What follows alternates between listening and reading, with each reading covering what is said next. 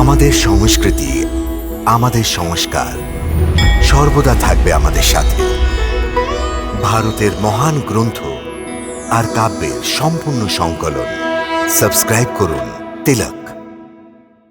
কর্ম, অকর্ম, বিকর্ম, এটা কি? হে অর্জুন, মানুষ যখন নিষ্কাম ভাবনার সাথে কর্ম করে তখন ওই কর্মের ফল ওকে ভোগ করতে হয় না, সেই জন্য ওটা অকর্ম হয়ে যায়। কর্ম ওকে বলা হয় যা ভালো ভাবনা নিয়ে ফলের ইচ্ছে রেখে করা হয়।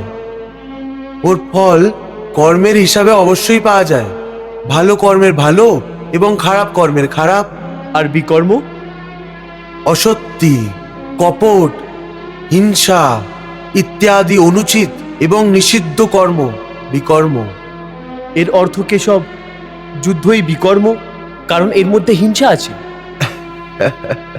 হে পার্থ, তুমি এখনো অজ্ঞানের অন্ধকারে ঘুরে বেড়াচ্ছ, সেই জন্য এই ধরনের কথা বলছো।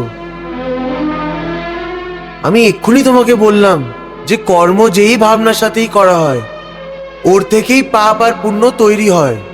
যুদ্ধ যদি নিজের ধর্ম মনে করে অধর্মের, অন্যায়ের ধ্বংস করার জন্য করা হয়, তাহলে ওই যুদ্ধে মরার পরও প্রাণী স্বর্গ প্রাপ্ত করে। সেই জন্য তুমি সমস্ত সন্দেহ কুসংককে ত্যাগ করে দাও এবং যুদ্ধ করো।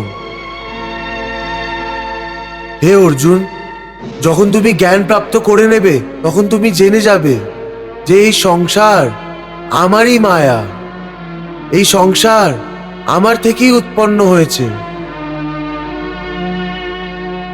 আমি এই পৃথিবীর অভিভাবক।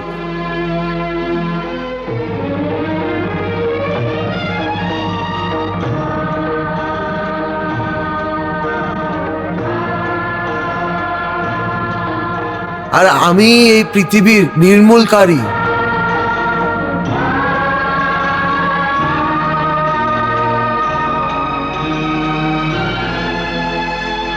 এই সম্পূর্ণ সৃষ্টি আমারই মায়ার খেলা।